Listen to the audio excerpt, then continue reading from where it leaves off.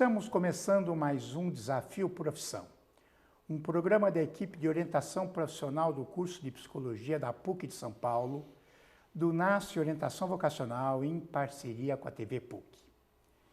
E hoje conversaremos sobre o trabalho do teólogo. E para isso, conversaremos com o Denilson Geraldo, que é doutor em Direito Canônico, coordenador e professor do curso de Teologia da PUC, Campus Santana. É sacerdote com atividades pastorais na Arquidiocese de São Paulo, na Capela Regina Mundi, no Tatuapé. Eu agradeço a sua presença. Eu que agradeço, Silvio, o convite, e vamos falar sobre o trabalho do teólogo. Poderíamos começar com um caso, uma situação humorística da atividade de um teólogo. Olha, um caso, talvez para iniciar nossa conversa, eu acho que um grande teólogo hoje que está se tornando uma referência na sociedade é o próprio Papa Francisco. O Papa Francisco, ele tem uma capacidade muito grande de envolver as pessoas, de se comunicar, principalmente se comunicar com os jovens, uma linguagem bastante fácil, acessível, direta. E o Papa Francisco, ele tem insistido bastante para que, de fato, a teologia possa se encarnar, estar no meio do povo, compreender as necessidades do povo, e ele talvez seja o exemplo mais claro hoje de uma verdadeira inserção teológica na vida da sociedade, não? O Papa Francisco, ele tem essa capacidade hoje de transformar conceitos teológicos e também filosóficos naquilo que é a realidade do povo e das pessoas. Muito bem. Ele sempre fala em comer uma pizza, né? O Papa, recentemente, há uns 15 dias atrás, ele disse que gostaria muito de ir a uma pizzaria e comer uma pizza, né? Só que isso dá um problema enorme para ele, porque o fato dele sair do Vaticano, como ele é chefe de Estado, aí o Estado italiano tem que cuidar da segurança dele. Então tem que andar toda uma comitiva atrás dele para poder cuidar da segurança do Papa.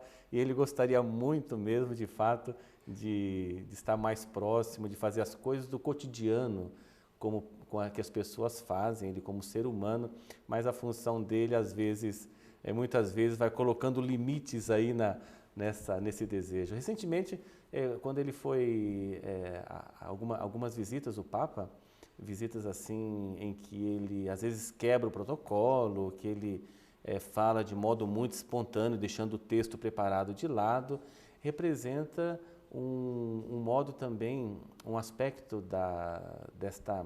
desta inserção da pessoa dele no meio da sociedade e, ao mesmo tempo, representa um aspecto da teologia atual.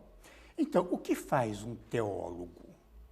Silvio, a teologia é uma reflexão sobre a revelação de Deus inserida no mundo.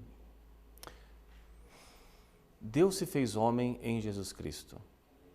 Deus se revelou, Deus se mostrou. A teologia, ela reflete toda a perspectiva de que, ao assumir a condição humana, o próprio Deus eleva o ser humano. A palavra teologia vem dessa origem que significa tel, Deus, logia, estudo, ou seja, é o estudo da manifestação de Deus neste mundo. E esta manifestação de Deus que acontece em diversos lugares, em diversos momentos, diversos modos, circunstanciado para cada pessoa. E para fazer teologia tem que ser um sacerdote?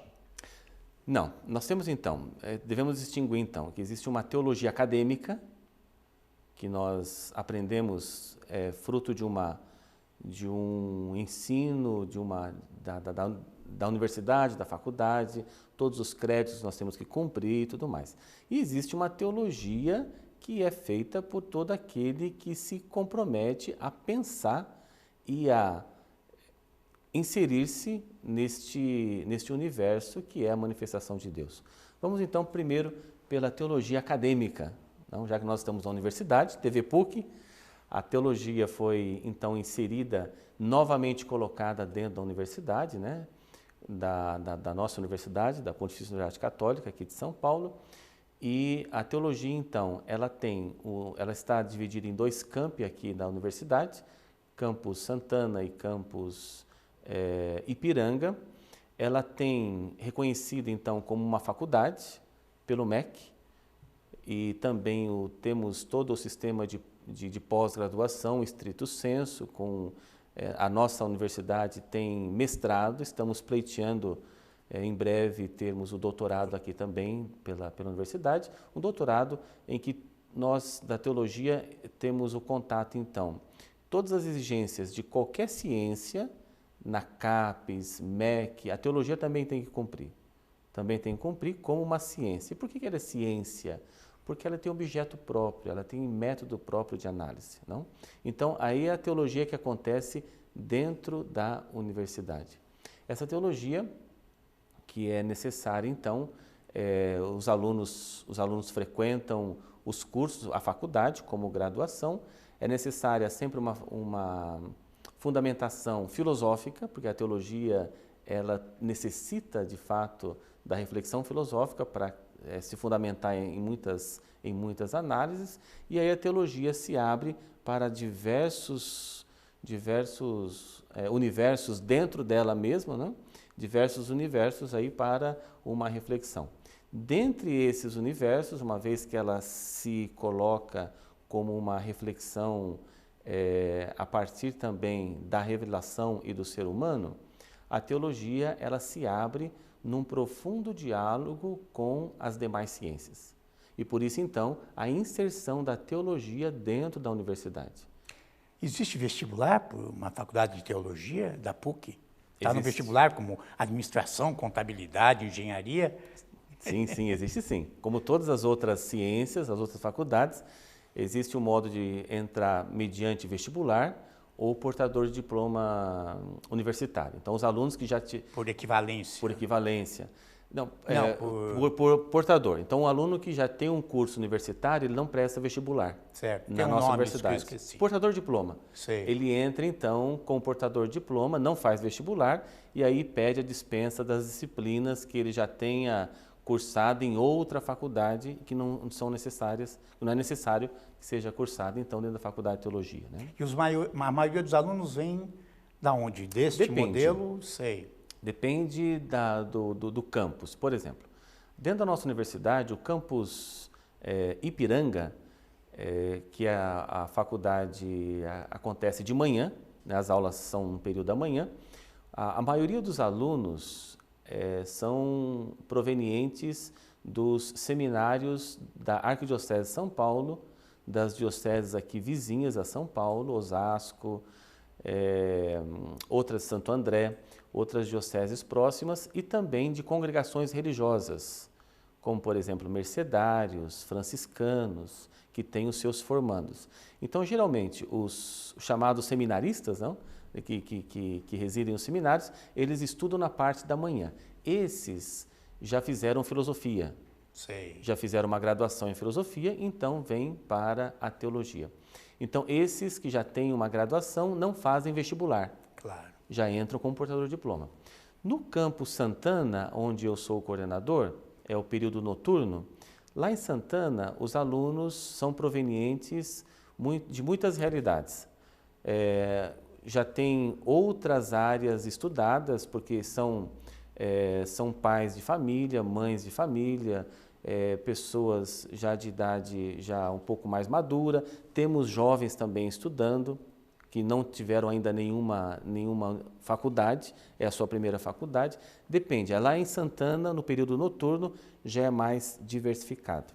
E temos também em Santana, dentre os alunos que nos procuram, aqueles que são provenientes da chamada escola diaconal, pertencente à Arquidiocese de São Paulo. O que é essa escola diaconal? São aqueles homens casados que pretendem receber a ordenação de diácono. Diácono significa servidor. Então, já representa uma liderança muito importante na vida das comunidades católicas, né? E essas pessoas, então, nós temos, se eu não me engano, em torno de 50, 60 alunos da escola diaconal, são homens casados que vão, então, receber a ordenação de diácono. Uma outra realidade proveniente da nossa questão de alunos, né, do nosso curso, da nossa faculdade de teologia, do noturno principalmente, são alunos provenientes de outras denominações religiosas que não seja católica. Isso eu ia perguntar. Sim, a teologia tem hoje essa grande dimensão ecumênica de diálogo, não somente dentro do mundo católico, mas também fora do mundo católico, de religiões cristãs e não cristãs também, de religiões não cristãs. Então a teologia, ela é bastante, ela estabelece esse diálogo com as outras denominações religiosas, e então hoje nós temos também alunos, não somente na graduação, mas alunos da pós-graduação provenientes então de outras denominações religiosas, né? Quer dizer, a teologia não substitui o seminário que forma o sacerdote, o padre? Não. No caso da formação para o sacerdócio, são duas realidades distintas. Então, aí já é o período mais da manhã, o pessoal que estuda no período da manhã. Dos seminários, eles advêm, o seminário faz uma parte da formação. Sei. E a faculdade faz outra. Então, a faculdade de teologia, o objetivo dela é a formação acadêmica, estritamente acadêmica. O seminário já tem uma outra dimensão. Então, na universidade, na faculdade de teologia, são aulas, exames, trabalhos, iniciação científica, TCC e tudo aquilo que o aluno tem que resolver. Até deu uma rima aí, né? Tudo aquilo que o aluno tem que fazer. No seminário, ele vai ter, então, uma outra dimensão. É a dimensão da vida comunitária, pastoral, é a celebração da liturgia, é a convivência dentro do seminário, a formação para a inserção na vida da comunidade eclesial. Então, são formações distintas, complementares, não são estanques. Uma complementa a outra e as duas têm que dialogar. Dialogam sobre esse que vai ser um líder religioso, né, junto às comunidades, e que a gente hoje tem uma atenção muito grande, porque um líder religioso, ele é também um grande líder social, não somente religioso, mas ao mesmo tempo ele representa uma liderança na sociedade. E isso é fundamental para que seja bem formado. Uma pessoa aberta, uma pessoa que saiba dialogar com todas as denominações religiosas, com todas as pessoas, que não seja fundamentalista, nem ao mesmo tempo saiba conhecer profundamente a sua identidade. Né? Ter identidade não significa ser fundamentalista. Aí, conhecer a sua identidade, quem é, o que faz, e ao mesmo tempo poder dialogar então com todas as outras pessoas, e é isso que a gente espera de um líder religioso. As pessoas interessadas em teologia, elas procuram cursos de acordo com a sua religião, quer dizer, existe teologia no Mackenzie, parece, ligado aos presbiterianos. Isso. Eu estava vendo que existe hoje um curso ligado a umbandismo, uma Sim. teologia e outros créditos. Em geral, é isso que se faz. Geralmente a pessoa vai procurar tanto do ponto de vista acadêmico, a seriedade acadêmica, e ela também, as faculdades de teologia, então, elas também manifestam a sua identidade. Sei. Por exemplo, eu sou professor de direito canônico. Direito canônico você não vai encontrar numa faculdade protestante. Claro. Então, direito canônico é uma disciplina específica do mundo católico. Então, só nas faculdades de teologia de denominação católica é que vai ter essa disciplina. No entanto, isso não impede de que outros alunos de outras denominações estabeleçam esse diálogo, estejam conosco também para poder, então, abrir cada vez mais para o ecumenismo, para aquilo que se compreende, então, de todas as religiões, não? Vou falar do trabalho. Vamos lá. Ele tem emprego? Quem emprega um teólogo? Quem emprega um teólogo? Essa é uma pergunta que sempre nos chega. E principalmente para aqueles que estão fazendo teologia e não são seminaristas, né? Porque aí a profissão dele é outra. A profissão dele já está muito determinada, então ele vai ser sacerdote, vai cuidar de uma comunidade. Então, aí o específico já está muito claro. Para o diaconato permanente também, aqueles homens casados que pretendem ser diáconos, já está muito bem direcionado, então estão fazendo teologia para isso.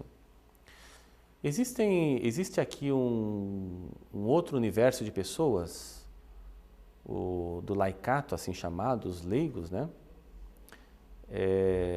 Em que é difícil, muitas vezes, uma inserção. Uma faculdade de teologia não é barato, não? Tem que pagar.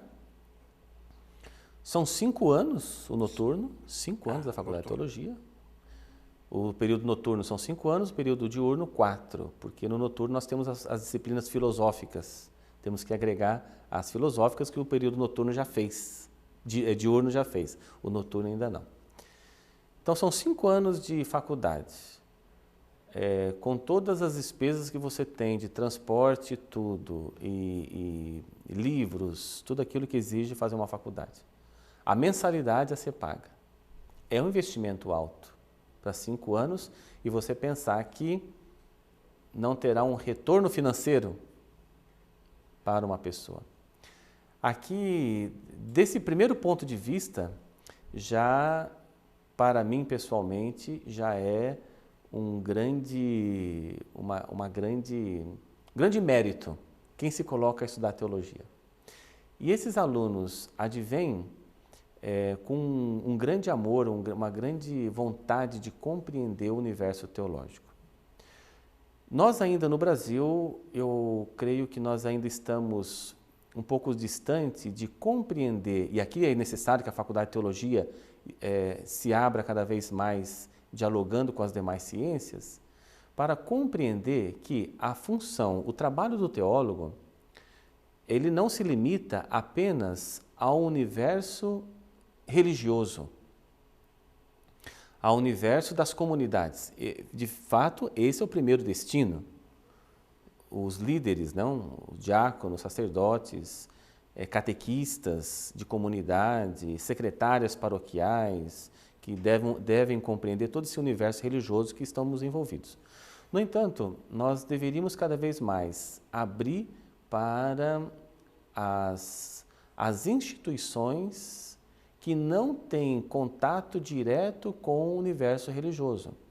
E você poderia me perguntar, então, mas para que teríamos então um teólogo dentro de um grupo financeiro, dentro de um grupo que vai trabalhar com a saúde pública, um grupo que vai trabalhar com a construção civil?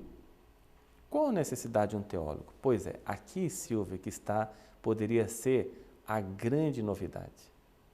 A grande novidade. O empresário que entender isto vai estar alargando imensamente o seu universo. Por quê? Porque a teologia tem uma capacidade de reflexão sobre, e de modo sistemático e científico, a academia, não, da teologia, tem uma capacidade tão grande de reflexão e de abertura que é próprio dela, evidente, porque é ciência dela, não? Digo para você, por exemplo, quem é o ser humano em que esse empresário que deseja construir um prédio para fazer apartamentos para as famílias? Quem é o ser humano que a saúde pública tem que cuidar? Quem é o ser humano que a educação está se comprometendo a fazer evoluir, a crescer? Por exemplo, só tratando desse assunto, quem é o ser humano? O ser humano é imagem e semelhança de Deus. Isso vem da antropologia teológica. Pois bem, esse ser humano, imagem e semelhança de Deus, ele traz em si uma semelhança com o próprio Deus que ninguém pode agredir ou ninguém poderá maltratar. Maltratar um ser humano é maltratar o próprio Deus. Por isso que é um absurdo falar de guerra santa. Isso não existe. É a mesma coisa se você disser um quadrado redondo. Não existe. Isso é o extremo do contraditório. Por quê? Porque o ser humano é a manifestação de Deus. O que a teologia então faz? A teologia é capaz de criar uma reflexão sobre um universo muito mais amplo do que aquele estritamente colocado por uma determinada ciência. Então, ele acaba interpretando os escritos, os teóricos, os teólogos anteriores à Bíblia, né? Sim. Porque existem leituras diferentes. Vamos lembrar, a época das cruzadas era uma interpretação, né, que hoje se critica e claro. Houve uma evolução do conceito também. A fundamentação bíblica. Aqui talvez seja uma compreensão que nós deveríamos talvez salientar, e aqui entra o papel da faculdade, da academia, de que fazer uma consideração teológica e também fazer uma reflexão sobre a presença de Deus na história, isto não limita a reflexão. Podemos estar marcado um pouco assim também por algumas, talvez até por preconceitos em relação à teologia. Claro, fruto talvez de fatos, né, e outras coisas mais. No entanto, a reflexão sobre Deus na história e no presente, ele não está fechando a reflexão. Uma boa teologia e uma teologia fundamentada num bom diálogo interreligioso, interconfessional, vai sempre expandir. Por isso que... já é uma teologia. Né? Já é uma teologia. Você imagina então, quem está preocupado com a saúde humana e a saúde pública, a saúde privada, um empresário que tem um hospital. E ele tem naquele hospital, dentro do seu corpo de médicos, um teólogo. Para refletir junto com o corpo de médicos a identidade humana. Você tenha, por exemplo, no poder público, teólogos que possam contribuir para que a reflexão sobre o ser humano e aquilo que é o ser humano não fique limitada apenas a aspectos puramente técnicos e materiais, mas que ele possa se expandir cada vez mais. Por quê? Porque o ser humano traz em si aquilo que é o seu sacrário, que é a consciência. E é na consciência que Deus se manifesta. Portanto, toda reflexão sobre o ser humano, a gente nunca pode deixar a dimensão da consciência humana, daquilo que a consciência me diz como verdadeiro, correto, justo, e aquilo que a consciência não me diz. E quem vai fazer essa reflexão? O teólogo. Ele é capaz. Também reflete, por exemplo, a expansão das denominações protestantes, ou evangélicas. Também está dentro do curso essa discussão do que vem ocorrendo? Evidente que aqui entra no diálogo também com as ciências da religião, né? As ciências da religião, que faz um grande trabalho também nessa análise do fenômeno religioso. Sim, é outra coisa. É uma outra coisa, sim, mas está envolvido. Aqui nós temos um encontro de ciências, que é ciências da religião e teologia.